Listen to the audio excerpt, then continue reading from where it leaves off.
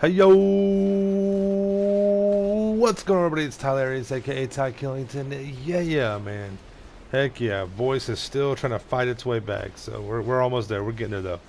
But heck yeah, man, it's Tuesday. It's another drip feed day for Smuggler's Run. Today the Pyro has come out, and we'll be doing a review on the Pyro. It's not a bad plane, as you see right here. It's got rapid fire missiles, just like the Molotov and Savage, and a few other aircrafts as well. But it's one of the only aircrafts that can blow itself up with its own missiles too. So that's nice. Several $1 million on a plane, and you can blow yourself up with it. It's got just regular standard dual machine guns. Nothing special about those. But it's a decent plane. It's fun to fly around. We'll talk more about that. This is actually a really weird plane to fly. We'll talk more about that. Anyways, go onto your phone, go online, go to Warstock, and here she is. 3,350,000 for the trade-in price, which you have to do 33 aerial missions to get. And then it's 4,455,000 if you do not have any of those missions done. So, a pretty penny. Anyways, let's go ahead and read what it says. You want to rain death from the skies just like any other bearded 20-something, but gunmetal gray and sweatback wings are so mainstream. You need something that suggests old world expertise and class, like a manual transmission or that cutthroat razor you're too frightened to use. Well, look no further. It's the twin boom, single engine, blah blah blah blah blah. Yeah.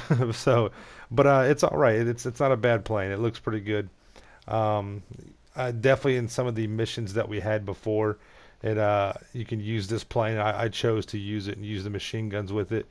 It feels like the machine guns are a little bit different though for some reason. I'm not sure how, but they seem to be a little bit slower. They almost shoot kind of at the same speed as the Rogue, but they're not explosive ammo. They're not explosive rounds. You can't get that. We'll go over the upgrades here in just a minute. It's not bad though. The cockpit looks nice. It's well built. It looks very clean and chic. Once again, it's built after a real aircraft or airplane. I did some research, and the Pyro is built after the de Havilland Vampire or DH-100 military aircraft. And this is what it looks like right here. It's a spitting image. It looks identical to it. Looks really cool, and that's what it is, in real life. And you get your regular upgrades. You got your armor, sets you back 50,000. You got that there. I mean, it does help out. You got your regular countermeasures, smoke, chaff, and flares and things like that. Chaff flares will set you back 110,000. Got your engine upgrades that'll set you back 33,500. Your handling, race handling is 35,000.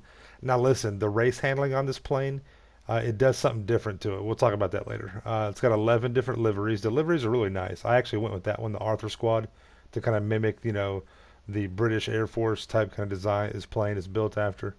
But it's got a whole bunch of different types. It's got the Griffin, the Blizzard, the Gray State, the Ice Phantom, the Crimson Fleet.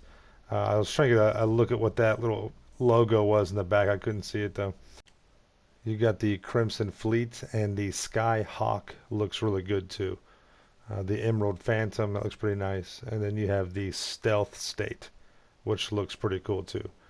It's a real quick little test with the explosive ammo. Just like all the aircraft that we have from the Smuggler's Run DLC, it takes 3 rounds to blow it up. Once again, which is standard for the rest of the airplanes that have come out with this DLC. This is the thing that kind of sets this plane apart. When you have the race handling, even the sports handling with the Pyro is extremely agile. This is a very weird plane to fly. It's a very nice plane to fly. It's also kind of challenging. I'm not gonna lie. It's kind of weird how it maneuvers, but it is extremely agile. This could actually end up being the most agile plane in the game. Now, the thing that what it is that when you combine your controls with the rudders and the ailerons, it's very very nimble, very very agile. I don't think it really does barrel rolls or loops, excuse me, loops any faster than any other plane. It's just the strafing and moving from right to left and doing your barrel rolls right there. It's just very, very agile plane. It can easily turn with the best of any of the other planes, maybe even better than some of the other planes. But it's very, very agile, and keep that in mind. Remember, though, you can blow yourself up like some of the other planes too with your rockets. But as you see right here, When you kick in the rudders and the ailerons together, it's just very, very, it almost turns on a dime. It's pretty crazy. It's a very agile plane, but it can easily get you into trouble too. So keep that in mind. It's not an easy plane to fly. I would recommend just putting it on the sports handling. It's a little bit easier to control. So overall, for this amount of money, is it worth it? No, none of these planes are really worth it. The Hydra is still one of the best planes in the game. But yeah, I hope this helps out. It is a cool plane. It's a cool plane to have in your collection. So, anyways, I hope I helped out. Make sure you subscribe to my channel for the illest and realest content in the game. Make sure you smash. I mean, it's must smash that like button. Stay dangerous.